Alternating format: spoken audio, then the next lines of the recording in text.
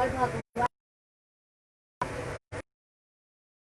हम सब ने तीसरे श्लोक में ये बताया कि सार सारे वेदों का जिन्होंने रची सागर को सागर क्यों कहते हैं? और शिव जी ने भवसागर, शिव जी तो ऐसे हैं जो तेरे चंद्र मस्तक पे तो है शिव। ऐसे वैसे चौथा श्लोक में गुरु जी को वंदना किया गया है। वंदना की है बंदहु पदो बंदहु गुरु पद रुचि सुभा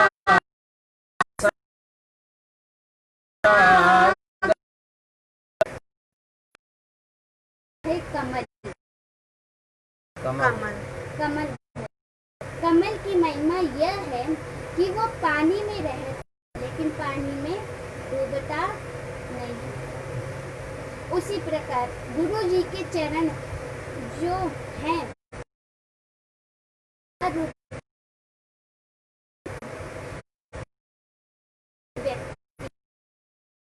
कि आंख में जलन हो रही थी और उसके पेट में दर्द हो रहा था। आंख में जलन हो रही थी या पेट में दर्द हो रहा था तो वो एक वैद्य के पास गया।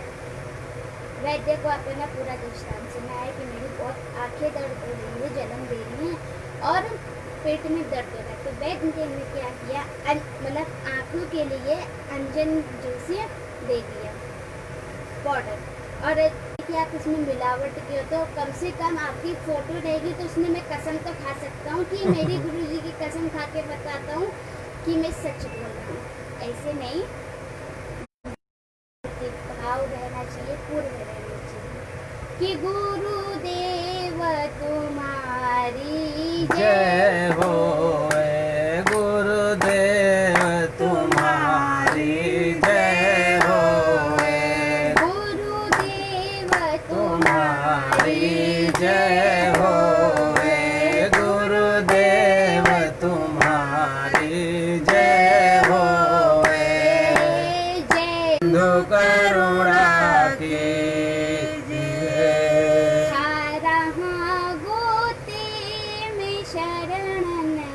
अब तो शरणन लीजिए, खा रहा हूँ अब तो गोते, अब शरण में लीजिए, मेरे गुरुदेव करुणा सिंधु करुणा कीजिए। बोलिए पूज्य पाठ गुरुदेव भगवान की जय हो। आगे गोस्वामी जी ने सत्संग की महिमा दी कि बिनु सत्संग विवेक न होई, बिनु सत्संग विवेक न होई, राम कृपा बिनु सुलभ न सोई, राम कृपा बिनु सुलभ न सोई। विवेक होना चाहिए सत्संग में कि ऐसा भी सत्संग ना करो कि हम गा तो रहे हैं लेकिन ध्यान कहीं और लगा रहे। जैसे कुछ लोग होते हैं वो दिल्ली में रहेंगे लेकिन उनका मन वृंदावन में रहेगा तो वो साक्षात मानो वृंदावन में। अब कुछ लोग होते हैं वृंदावन में भी रहते हैं तो उनका मन दिल्ली में रहता है। तो ऐसे नहीं, सत्संग करो तो प्रेम से करो, क्योंकि कुछ लोग होते हैं जिनको सुधारने के लिए सत्संग किया जाता है। कौन? सठ सुधरे ही सतसंगत पाई, सठ सुधरहि सतसंगत पाई, पारस परस को धात सुहाई, पारस परस को धात सुहाई। सठ सठ को सुधारने के लिए ही सत्संग है, क्योंकि सठ को तो तभी भी सुधार दो। सठ और मूर्ख ये दो अलग होते हैं। सठ को सुधार सकते हैं, मूर्ख को कतई नहीं सुधार सकते। साक्षात ब्रह्मा जी भी आ जाए तभी भी मूर्ख को नहीं सुधार सकते। और महाराज, ब्राह्मणों के लिए तो सत्संग है ही श्रेष्ठ, क्योंकि ब्राह्मण किसे जाना कहा जाता है? ब्रह्म जाना इति ब्राह्मण, जो ब्रह्म को जाने वो है ब्राह्मण। पर ये नहीं कि ब्राह्मण ही श्रेष्ठ है, चारों वर्ण श्रेष्ठ है। चारों वर्ण कौन है? ब्राह्मण, क्षत्रिय, वैश्य, शूद्र, ये 4 वर्ण हैं। ब्राह्मण सा मुखमसी, ब्राह्मण जो है ये भगवान का मुख है, इसीलिए भी ब्राह्मण श्रेष्ठ है। लेकिन ये नहीं कि मतलब सिर्फ मुख ही रहने से हर चीज नहीं। जैसे अगर किसी के पास मुंह रहे लेकिन हाथ ना रहे तो भोजन कर सकता है? नहीं। उसी प्रकार जो क्षत्रिय हैं ये भगवान की भुजाएं हैं, तो ऐसे नहीं कि सिर्फ हाथ रहे और पैर और ना रहे तो वो भी अच्छा नहीं लगेगा। जो ये वैश्य है, वैश्य यानी गुप्ता जी, ये भगवान के पेट और जो ये शूद्र हैं ये भगवान के चरण हैं। इसीलिए तो चारों के चारों वर्ण मतलब श्रेष्ठ है, क्योंकि जैसे 4 पिलर में एक बिल्डिंग को खड़ा कर दिया जाए, अगर एक भी पिलर को गिरा देंगे तो बिल्डिंग खड़ी रह सकती है? नहीं। उसी प्रकार से ये चारों श्रेष्ठ है, और चारों में से एक भी जन ना रहे तो हम तीनों जन भी नहीं रह सकते। उसी प्रकार तीनों जन कौन? जैसे क्षत्रिय नहीं रहे, ब्राह्मण, वैश्य, शूद्र ही रहे। अभी जैसे किसी को लड़ना रहेगा तो ब्राह्मण क्या हवन कराने जाएगा? गुप्ता जी के अपना गुप्त रूप से जाएंगे, शूद्र के अपना वैसे जाएंगे, तब तो क्षत्रिय को ही आना पड़ेगा कि नहीं? हाँ या ना? हाँ। उसी प्रकार हर मतलब श्रेष्ठ है। जिस आगे ये भी बताया गया है कि बंदौ अवधपुरी को भी हम सब ने वंदना किया है। गोस्वामी तुलसीदास जी ने वंदना किया। बंदहु अवधपुरी अति पावन, बंदहु अवधपुरी अति पावन। सरजू सरी कलि कलुषन सावन, सरजू सरि कलि कलुषन सावन। अवधपुरी की वंदना की गई है। फिर माता कौशल्या को भी वंदना की है। बंदहु कौशल्यादिशि प्राची, बंदहु कौशल्यादिशि प्राची। कीरति जासु सकल जग माची, कीरति जासु सकल जग माची। माता कौशल्या को वंदन किया है। राजा दशरथ को भी वंदन किया है, लेकिन राजा दशरथ को क्या कहकर वंदन किया है? रघुवंश शिरोमणि कहकर वंदन किया है। क्या कहकर वंदन किया है? रघुवंश शिरोमणि। हाँ, किसी ने तुलसीदास जी से पूछे कि इनके वंश में तो राजा हरिश्चंद्र हुए हैं जो सत्यवादी थे, भागीरथ हुए जिन्होंने माता गंगा को इस धरा धाम में मतलब प्रकट किया है, और दिलीप हुए जिन्होंने सिर्फ भाव भगवान को रखा है और दान देने में दिलीप जैसी भी कोई नहीं, जैसे जिस प्रकार करने हैं उसी प्रकार। लेकिन दशरथ जी को क्यों इतना मतलब रघुवंश शिरोमणि क्यों कहा गया है? तब कहा गया है कि जो दशरथ जी है, हरिश्चंद्र जी ने तो मतलब अपने सत्यता पे विजय पाई है, भागीरथ ने तो माता गंगा को प्रकट किया है, दिलीप ने तो मतलब भगवान के प्रति प्रेम रखा है। लेकिन जो साक्षात भगवान को ही अपना पुत्र बना ले तो उसको रघुवंश शिरोमणि नहीं कहेंगे तो क्या कहेंगे? इसीलिए। और माता कौशल्या को भी सब बोलते हैं कि बंधन क्यों किया है, बंधन कौशल्या दिसे प्राची। यानी एक बार क्या हुआ कि श्री राम जी छोटे से थे, जब दर्पण प्रतिबिंब देखे तो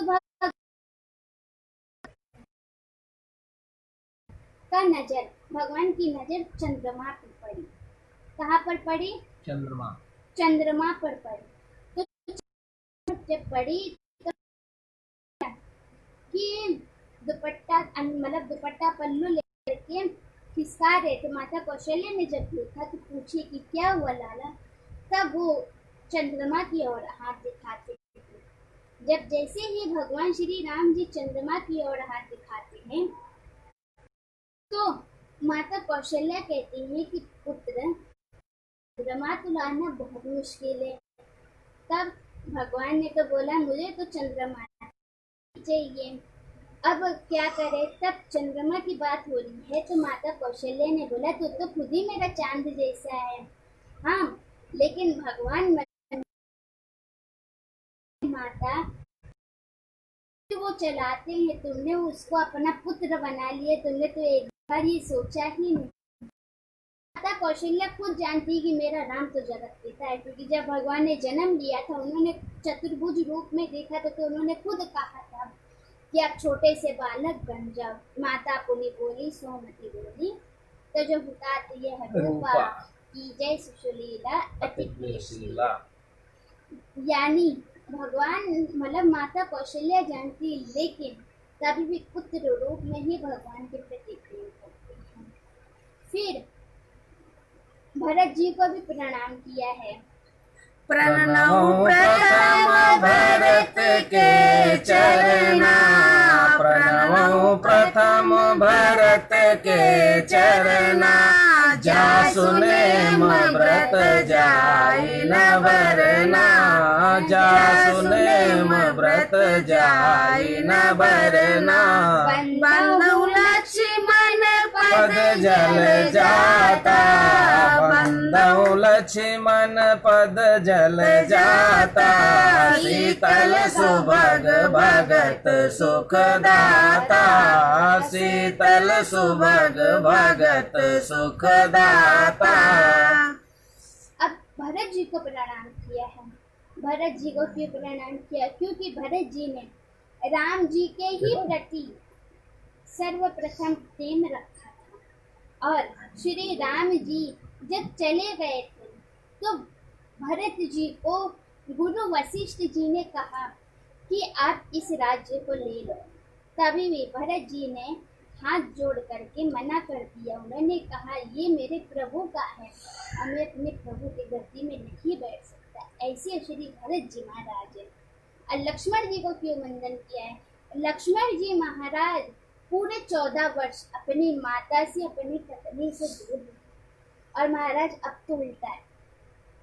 अब क्या, अपनी पत्नी के साथ रहते हैं, बाकी सबसे दूर। और लक्ष्मण जी किसी को कोई बात बताए ना बताए, लेकिन राम जी को बताती थी। लेकिन अब उल्टा है, किसी को कोई बात बताए या ना बताए, वाइफ को तो सबसे पहले आकर के बताएंगे। नहीं बताएंगी तो पत्नी बोलेंगी कि ये तो हमसे कुछ बताते ही नहीं है, ऐसा आरोप लगा देंगे। और महाराज ऐसे नहीं, अपने भाई, क्योंकि अपना मतलब अपना सगा भाई और अपनी सगी माँ ये दूसरी बार नहीं मिलती। ऐसे श्री लक्ष्मण जी महाराज है। लक्ष्मण जी महाराज को बंधन इसलिए भी किया है, शीतल, इनको शीतल क्यों कहा गया है? क्योंकि 14 वर्ष ये नंगा पैर भगवान के पीछे रहे। और कैसे भगवान की जो पीछे जो भगवान की छाया थी, भगवान की छाया पे ये चलते थे कि प्रभु की छाया पे भी अगर जो चल जाएगा तो उसे पूरा जगत वंदनीय करेगा। ऐसे श्री लक्ष्मण जी महाराज है। रघुपति की रति विमल पताका, रघुपति की रति विमल पताका, दंड समान भयउ जस जाका, दंड समान भयउ जस जाका। राम जी मानो एक ध्वजा है, पताका। और बड़े सरल है श्री राम जी, पर जब तक पताका में एक ध्वजा में डंडा ना लगा दिया जाए तो वो ध्वजा अच्छा लगेगा कि नहीं? नहीं अच्छा लगेगा। और ये डंडा कोई और नहीं, ये दंड लखन जी है। कैसे? जैसे ये सब चरु से प्रकट हुए थे। तो गाय है श्री राम जी, दूध है लखन लाल जी, चीनी साक्षात श्री भरत जी है। और अगर दूध रहे, गाय जब तक नहीं रहेगी तो दूध तो मिलेगा ही नहीं। अगर दूध में चीनी मिला दे तो अच्छा लगेगा, लेकिन अगर हम उसमें केसर मिला दे तो और ज्यादा अच्छा लगेगा। उसी प्रकार ये सब एक दूसरे से बढ़कर है कि हनुमान जी है ना, जो उनको भी भगवान अपने पुत्र के समान मानते हैं। और दूसरी बात ये है, भगवान ने कभी भी हनुमान जी को अपना दास के रूप में नहीं देखा है। और हनुमान जी की भी वंदना किया गया है इसमें कि महावीर बिनमो हनुमाना, महावीर बिनमो हनुमाना, राम जासु जस आप बखाना, राम जासु जस आप बखाना।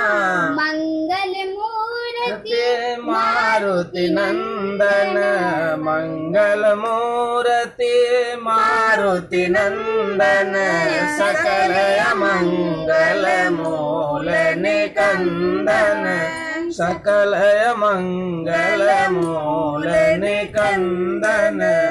हनुमान जी को वंदना किया है क्योंकि उनके अंदर विशेष गुण है। क्या गुण? कि वो बहुत विशाल भी है, लेकिन समय आने पर वो छोटा भी हो जाते हैं। जैसे जब माता सुरसा, देवताओं के कहने पर माता सुरसा जब हनुमान जी की परीक्षा लेने आई थी, तो जैसे जैसे सुरसा बदन बढ़ावा, जैसे जैसे सुरसा अपना बदन बढ़ाती थी, हनुमान जी भी बढ़ाते, लेकिन फिर हनुमान जी ने बुद्धि का उपयोग किया। उन्होंने सोचा मैं बढ़ाऊंगा तो ये भी बढ़ाती रहेंगी, ऐसा तो फिर मेरा एक पैर राम जी की और एक पैर रावण की ओर रहेगा, और फिर मैं माता सीता का पता नहीं लगा पाऊंगा। अब हनुमान जी ने सोचा क्यों ना कभी कभी जो हम बड़े हैं तो कभी कभी हम छोटे भी हो जाएं समय आने पर। हनुमान जी समय आने पर हनुमान जी महाराज छोटे हो गए हैं। और हनुमान जी महाराज छोटे हो गए हैं क्योंकि वो भगवान राम जी के रंग में है। कैसे राम जी के रंग में है? ओ मोरी रंग दे चुनरिया राम रंग में, मोरी रंग दे चुनरिया राम रंग में, मोरी रंग दे चुनरिया राम रंग में, मोरी रंग दे चुनरिया राम रंग में। राम रंग रंग ले भोले बाबा ने, राम रंग रंग ले भोले बाबा ने, राम रंग रंग ले भोले बाबा ने, राम रंग रंग ले भोले बाबा ने।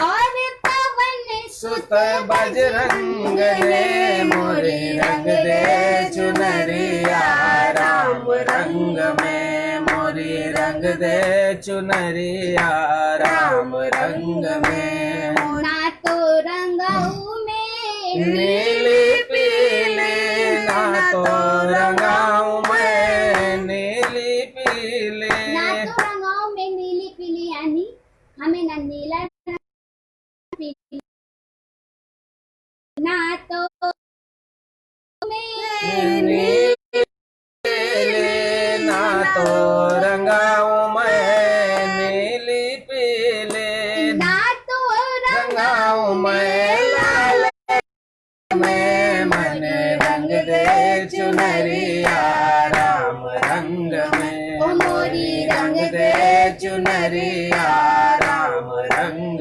में। राम रंग रंग बाबा ने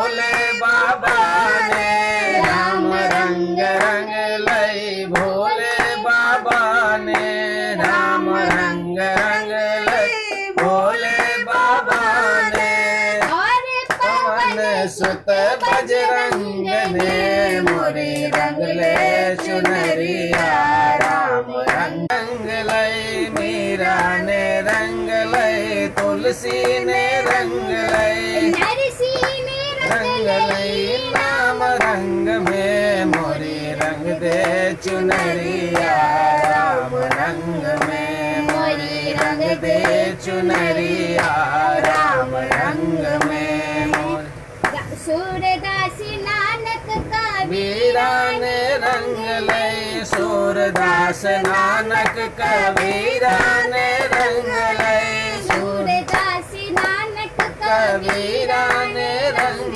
लई सूरदास नानक कबीरा ने रंग लई चैतन्य रंग लई महामंत्र में मोरी रंग दे चुनरिया राम रंग में मोरी रंग दे चुनरिया राम रंग में कहाँ रंगेगा राम रंग चुनरी कहाँ रंगेगा राम रंग चुनरी कहाँ रंगेगा राम रंग चुनरी कहाँ रंगेगा राम राम चुनरी रंगते हैं मनमोहन सत्संग में मोरी रंग दे चुनरिया राम रंग में मोरी रंग दे चुनरिया राम रंग में राम रंग रंग ले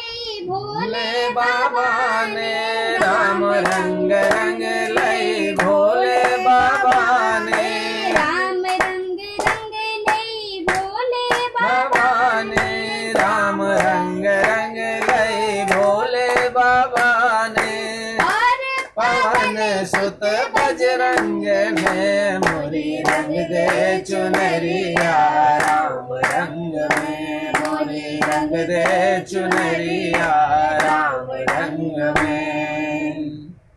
इस प्रकार से श्री हनुमान जी महाराज राम जी के ही रंग में ही रंगते हैं और एक अच्छे सेवक भी हैं श्री हनुमान जी महाराज और प्रभु के दूत भी हैं श्री हनुमान जी महाराज कि राम दूत मैं मातु जान की राम दूत मैं मातु जान की सत्य शपथ करुणा निधान की सत्य शपथ करुणा निधान की।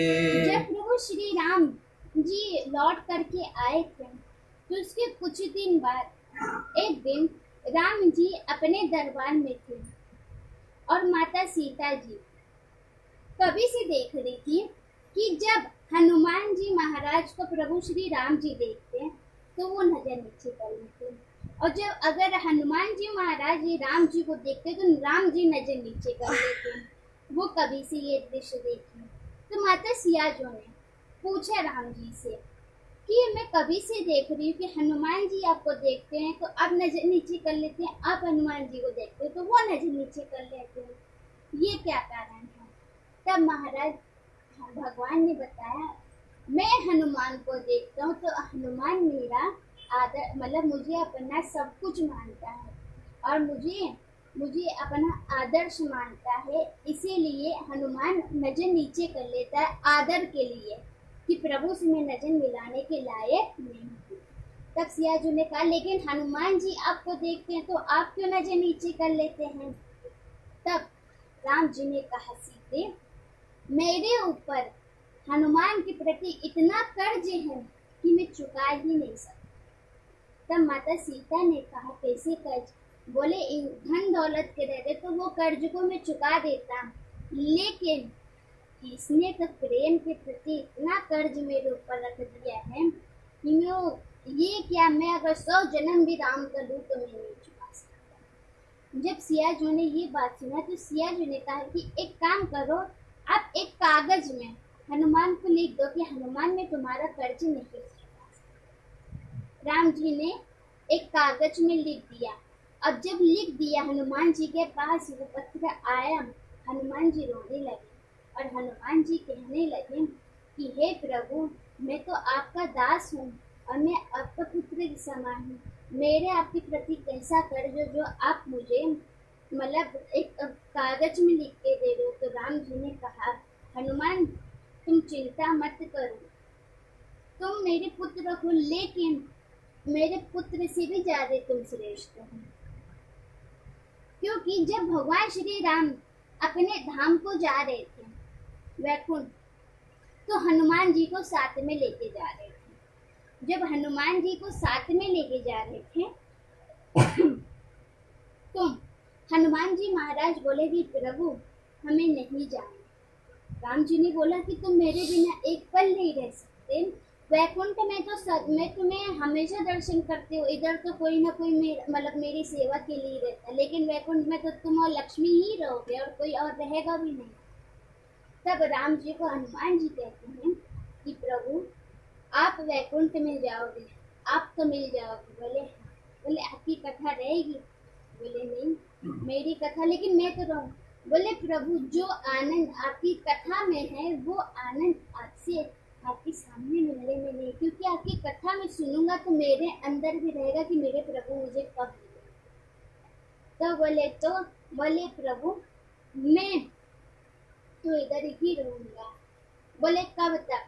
तब हनुमान जी ने कहा कि जब तक इस धरा धाम में राम कथा, भागवत कथा, कोई भी कथा, सत्संग ही होता हो या देवी भागवत कथा ही होता हो या शिव पुराण ही होता हो, मैं लेकिन इधर रहूंगा कि आपकी कथा को मैं सुनूं और आपकी कथा में ही मैं रहूंगा।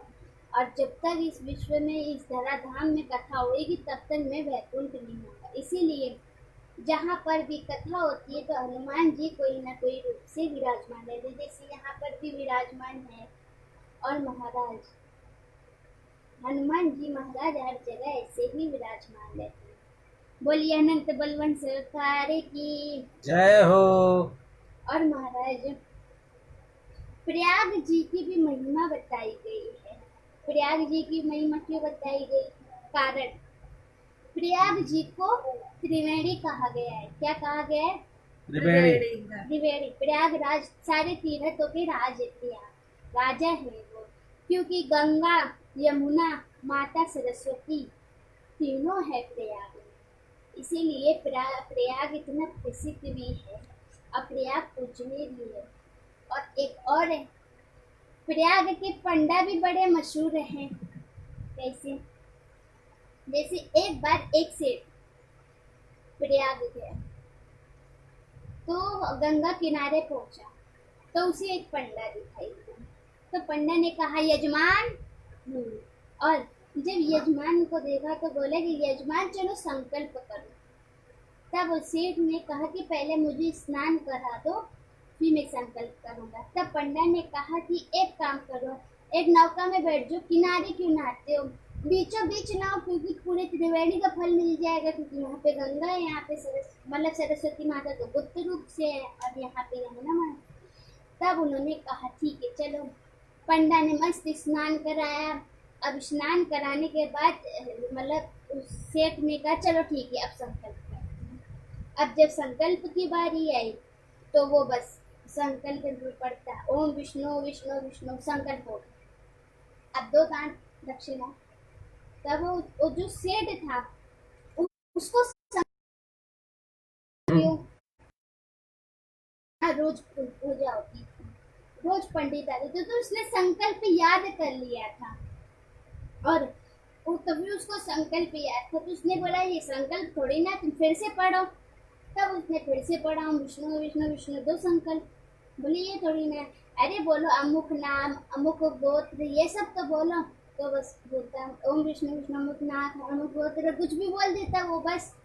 अब क्या हुआ कि सेठ ने कहा तुम पंडा होकर के कैसे पंडा हो, तुम्हें एक संकल्प नहीं आता। बोलते कैसे आएगा?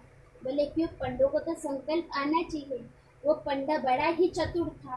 पंडा ने कहा कि प्रयाग में सरस्वती माता गुप्त रूप से है ना, तो जब सरस्वती ही नहीं रहेगी तो हमें कहाँ से याद होगा। ऐसे प्रयागराज के पंडे इतने चतुर है, प्रसिद्ध है। और सेठ समझ गया, सबसे ज्यादा चतुर अगर देखा जाए तो 3-4 जगह ही देखेंगे, प्रयाग, गया और वृंदावन। ये 3 जगह के पंडों से तो भाई बच के रहो। वृंदावन के पंडे चले जाए, ब्रज के, मथुरा के पंडे चले जाए, ब्रज के, अगर वो कहीं पे भी चले जाए, बस एक बार बोल दे कि हम ब्रज के पंडे हैं, तुम्हारा जो नॉर्मल जगह के रहेंगे वो कौसू दूर भाग जाएंगे कि ये ब्रज के पंडे हैं। गया के भी पंडे बहुत चतुर हैं, वो इंसान को देख के समझ लेते हैं कि इसके पास इतना रुपया होगा, तो वो उतना ही रुपया का संकल्प कराएंगे। अब प्रयाग के तो आप दृष्टांत तो सुन ही लिए हो, ऐसे हैं।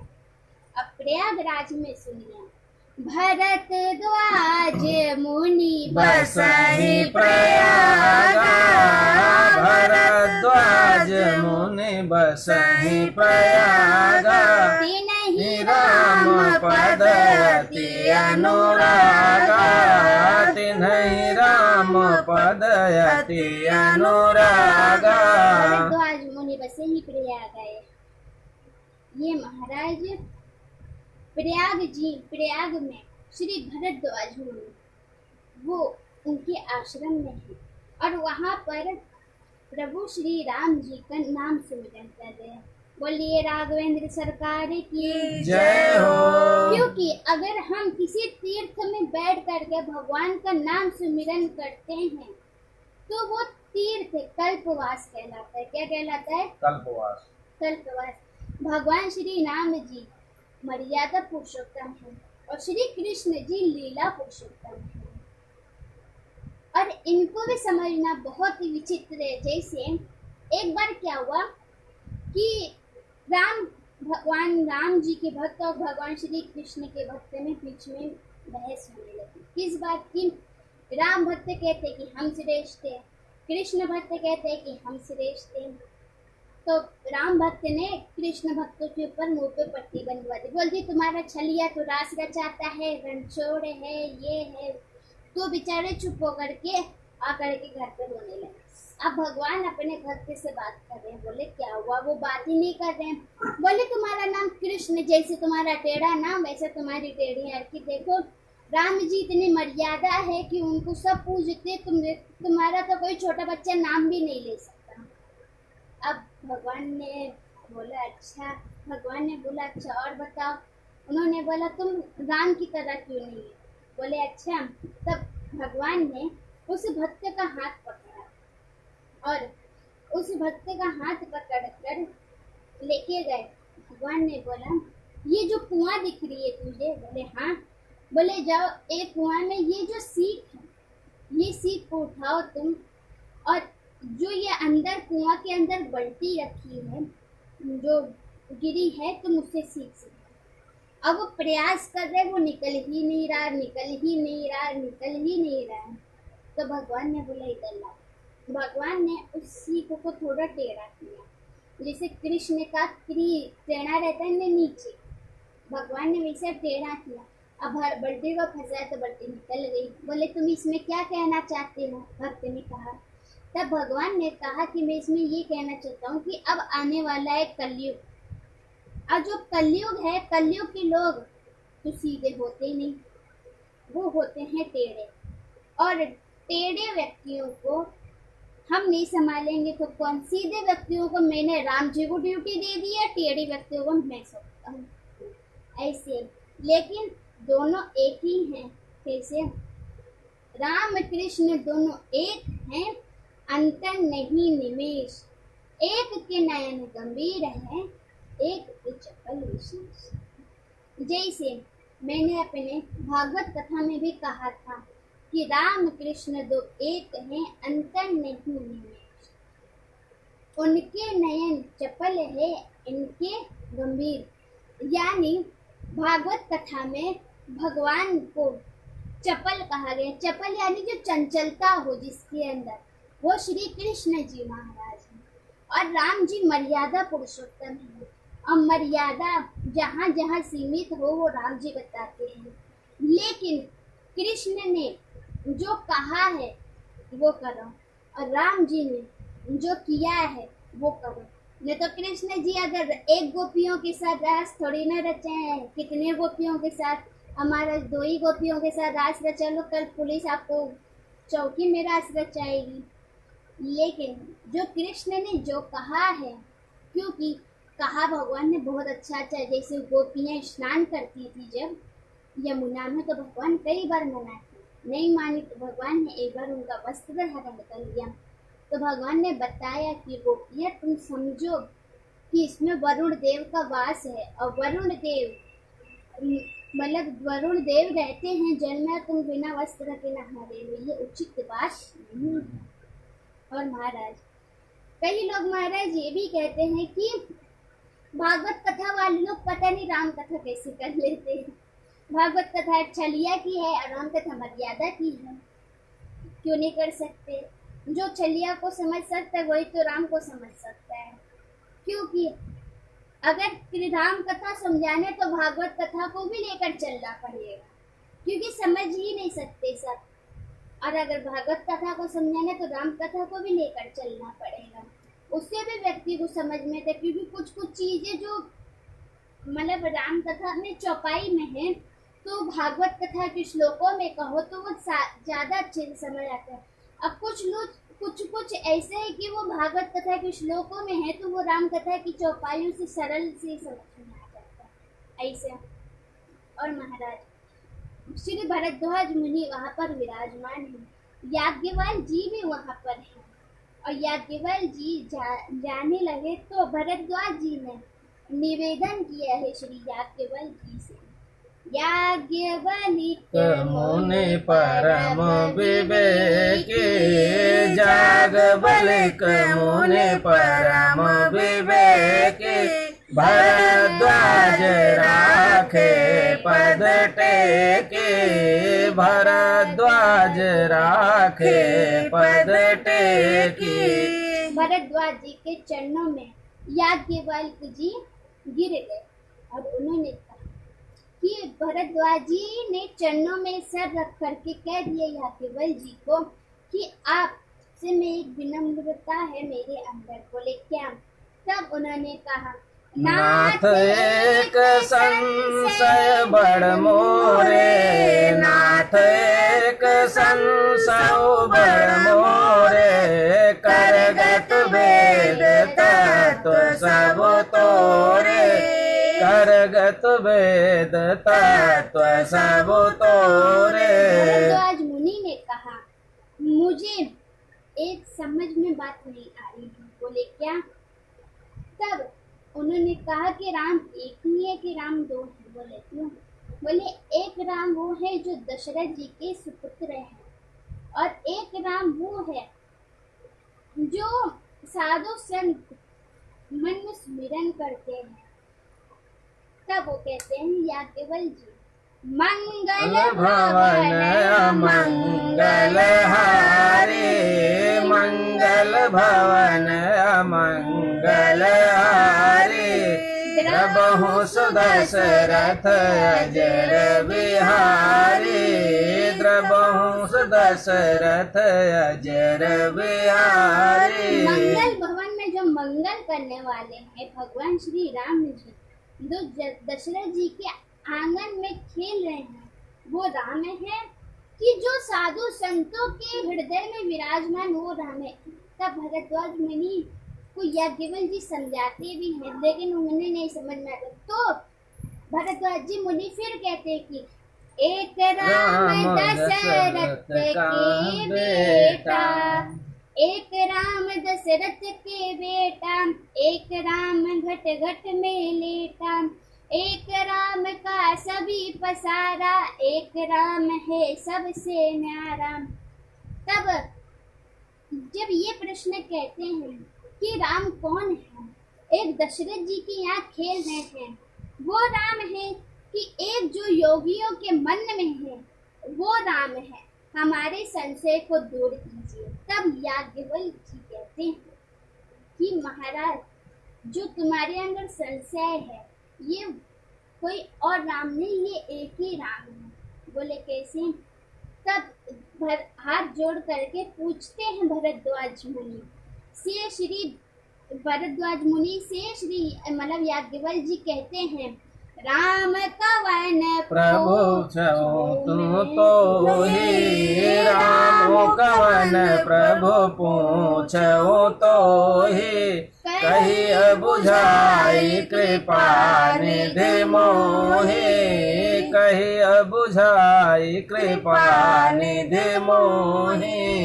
और ये नहीं, ये भी एक राम अवधेश कुमारा, एक राम अवधेश कुमारा, कर चरित विदित संसारा, तिनकर चरित विदित संसारा। नारी विरह दुख लहो अपारा, नारी विरह दुख लहो अपारा, भयो रो सुरन रावण मारा, भयो रो सुरन रावण मारा। तब जब भरद्वाज मुनि याज्ञवल्क्य जी से ये बात कहते हैं, तब श्री याज्ञवल्क्य जी कहते हैं कि सोई राम दशरथ के बेटा, वो ही राम घट घट में लेटा, उसी राम का सभी पसारा, वो ही राम है सबसे न्यारा। श्री भरद्वाज मुनि ने क्या बोला था? एक राम दशरथ का बेटा, लेकिन याज्ञवल्क्य जी क्या बोल रहे हैं? सोई राम दशरथ के बेटा, यानी ये वही राम है जो आप एक राम को तुलना कर रहे हैं। तब तो एक ही है, बस देखने की व्यक्ति की दृष्टि अलग है। तब याज्ञवल्क्य जी ने कहा, ऐसे ही संशय जो तुम्हारे मन में आया है, ये संशय किसी और के भी मन में था। बोले कौन? तब बोलते ऐसे संशय कीन भवानी, महादेव तब कहा बखानी। ऐसे ही संशय एक बार श्री माता सती को हुआ था, और तब भगवान शंकर ने भी उनकी संशय को दूर किया। कैसे? एक बार त्रेता जुग माही, एक बार त्रेता जुग माही, शंभु गए कुंभज ऋषि पाही, शंभु गए कुंभज ऋषि पाही। संग सती जग जननी भवानी, संग सती जग जननी भवानी, पूजे ऋषि अखिलेश्वर जानी, पूजे ऋषि अखिलेश्वर जानी। राम कथा मुनि बरज बखानी, राम कथा मुनि बरज बखानी, सुनी महेश परम सुख मानी, सुनी महेश परम सुख मानी।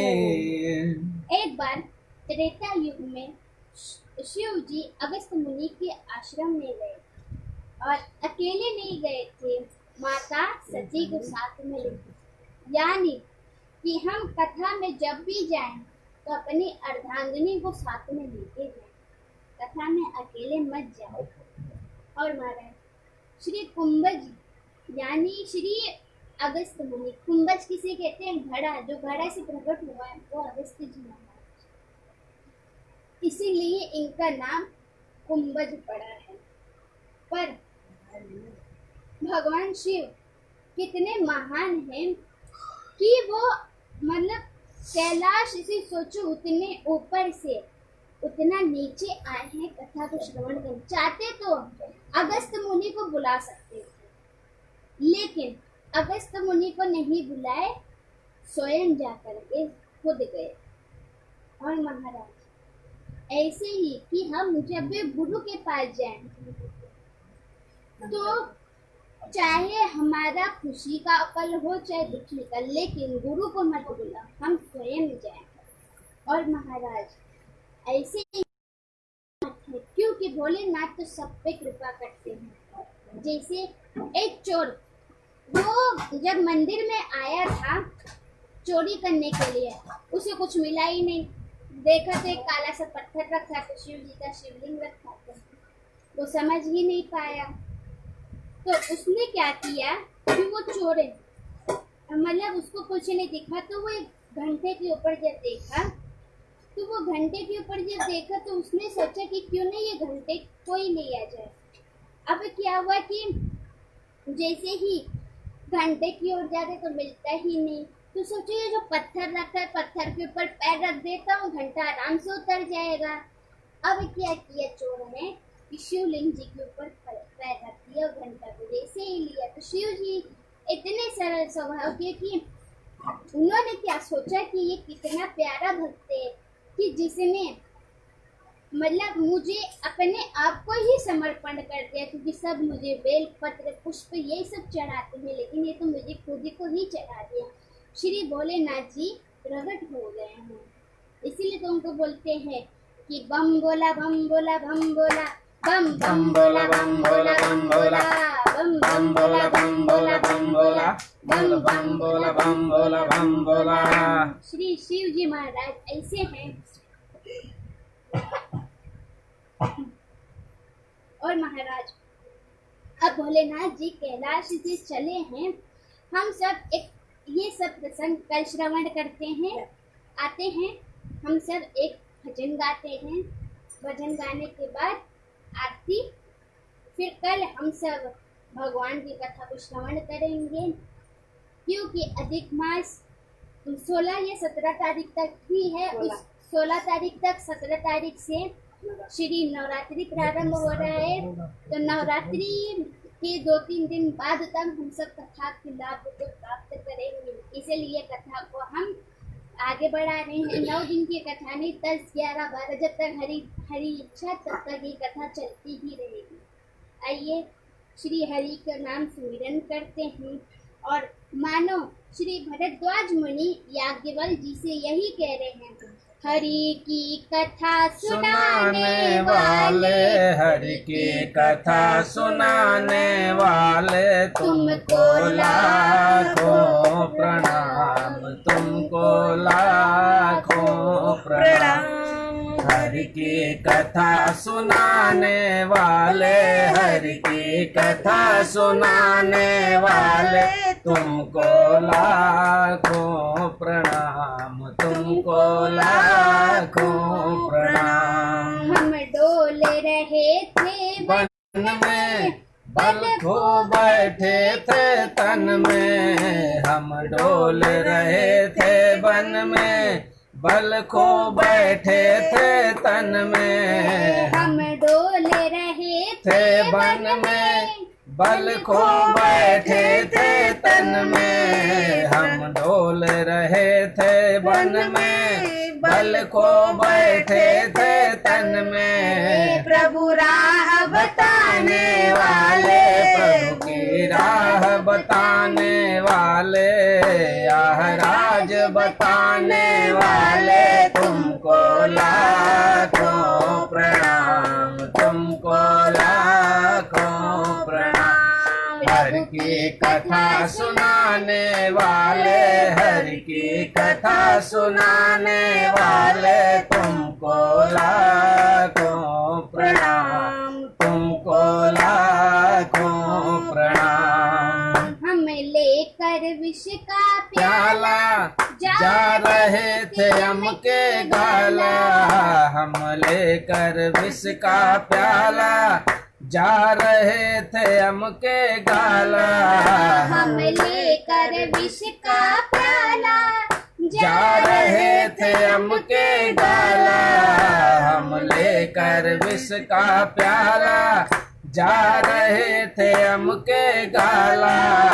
ओ अमृत पान कराने वाले, अमृत पान कराने वाले, प्रभु के सुधा पिलाने वाले, तुमको लाखों प्रणाम, तुमको लाखों प्रणाम। हरि की कथा सुनाने वाले, हरि की कथा सुनाने वाले, तुमको लाखों प्रणाम, तुमको लाखों प्रणाम। तुम घट घट अंतर्यामी, हम पतित और अभिमानी, तुम घट घट अंतर्यामी, हम पतित और अभिमानी, तुम घट घट अंतर्यामी, हम पतित और अभिमानी, तुम घट घट अंतर्यामी, हम पतित और अभिमानी।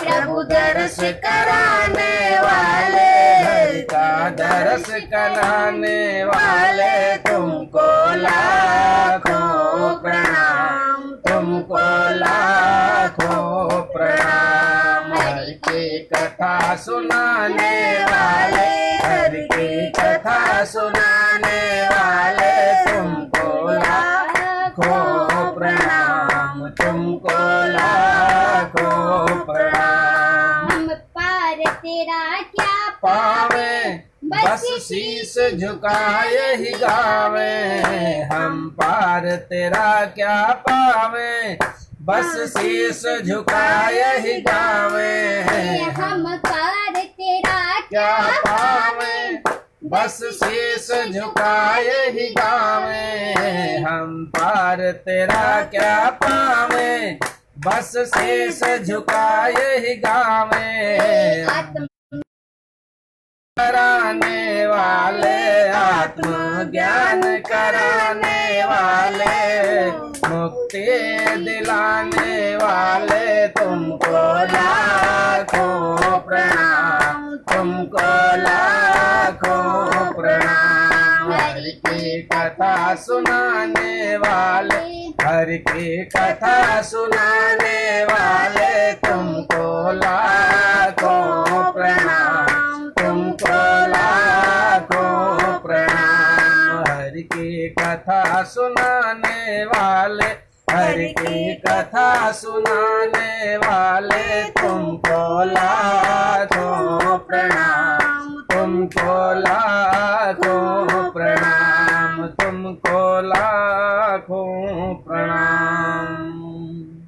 बोलिए श्री राघवेंद्र सरकार की जय हो, श्री राधा रानी सरकार की जय हो, कृष्ण लाल की जय हो, जानकी मैया की जय हो, अनंत बलवंत संत हनुमंत लाल की जय हो, योगेश्वरी गौ माता की जय हो, श्री रामचरितमानस की जय हो, पावन पुरुषोत्तम मास की जय हो। जय जय श्री राम जय जय श्री सीताराम। नमः पार्वती पते, हर हर महादेव। संध्या आरती जय जय श्री सीताराम। आरती श्री रामायण जी की, कीरति कलित ललित श्री के। आरती श्री रामायण जी की, कीरति कलित ललित श्री के। गावत ब्रह्मादिक मुनि नारद, वाल्मीकि ज्ञान विशारद। गावत ब्रह्मादिक मुनि नारद, वाल्मीकि ज्ञान विशारद। सुख सनकादि शेष अरु शारद, बरनि पवन सुत कीरतिनी के।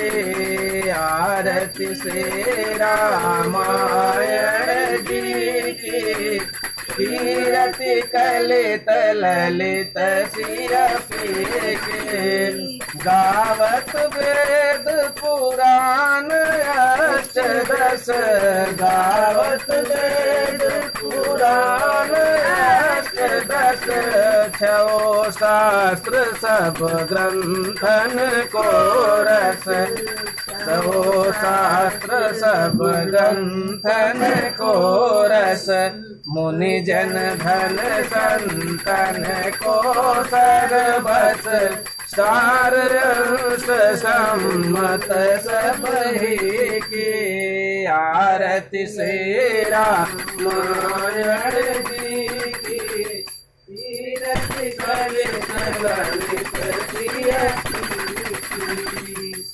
गावत संतत शंभु भवानी गावत संतत शंभु भवानी अरुघट संभव मुनि विज्ञानी व्यास आदि कवि वर बखानी काग भूषुंड गरुड़ के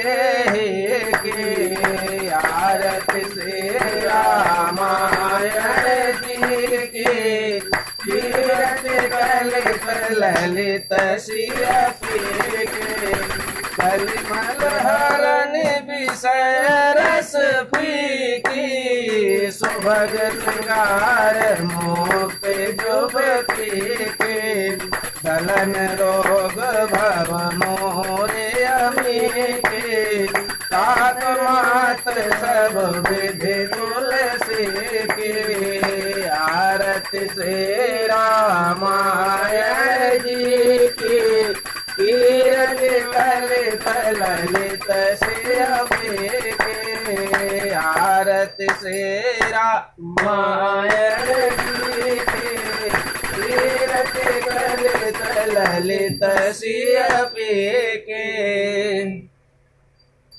हे राजा राम तेरी आरती उतारो हे सीताराम तेरी आरती उतारो आरती उतारो प्यारे तन मन वारो आरती उतारो प्यारे तन मन वारो हे राजा राम तेरी आरती उतारो राम तेरी आरती उतारो कनक सिंहासन राजत जोरी कनक सिंहासन राजत जोरी दशरथ नंदन जनक किशोरी दशरथ नंदन जनक किशोरी युगल छवि को सदा निहारो हे राजा राम तेरी आरती वाम भाग शोभित जग जननी वाम भाग शोभित जग जननी चरण विराजत है सुत अंजनी चरण विराजत है सुत अंजनी इन चरणों में जीवन वारो है राजा राम तेरी आरती उतारो चरणों से निकली है गंगा प्यारी चरणों से निकली है गंगा प्यारी पावन करती है दुनिया सारी पावन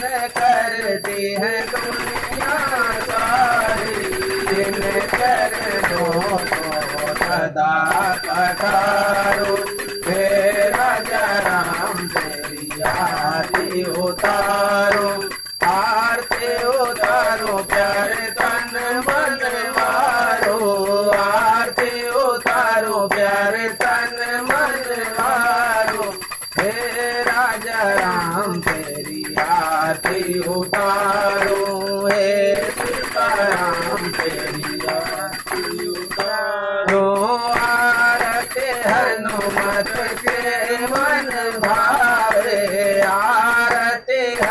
मत के मन भावे राम कथा नित सेव जी गावे राम कथा नित सेव जी गावे मैं सुन सुन निज जन्म समारो हे राजा राम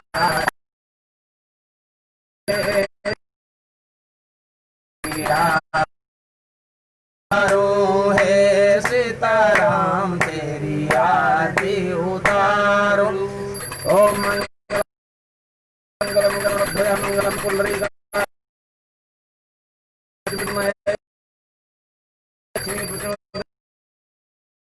रामे रमे रामे मनोरमे सहस्रनाम तत्तुल्यं ओम मंगलम भगवान वृषभध्वजा मंगलम पार्वती नाम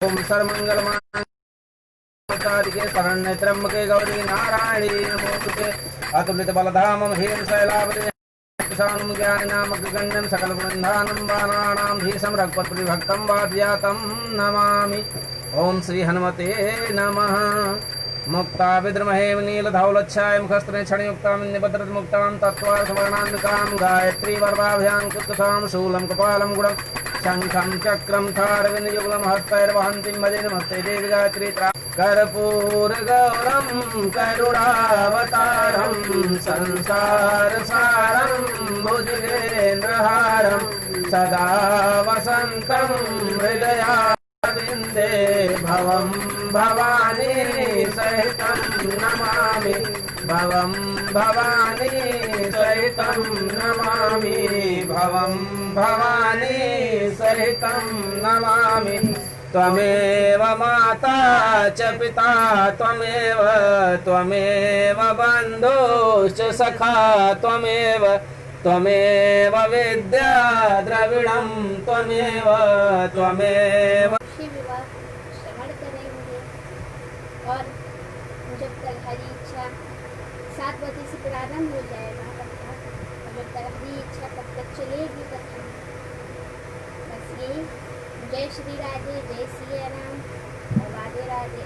और आप हमारे जो चैनल है ये इसकी जो वीडियो है हम सब यूट्यूब चैनल में भी डालेंगे तो आप सब उसे देखिए उसे लाइक भी कीजिए सब्सक्राइब भी कीजिए शेयर भी कीजिए कि आज 1-2 ब्राह्मण सुन रहा है कल और ब्राह्मण सुनेंगे जो ब्राह्मण प्रभु के प्रति प्रेम नहीं रखते कम से कम उन्हें तो पता चलना चाहिए कि अधिक मास के पावन अवसर पर हम सब कथा को श्रवण कर रहे हैं इससे क्या क्या लाभ प्राप्त होता है।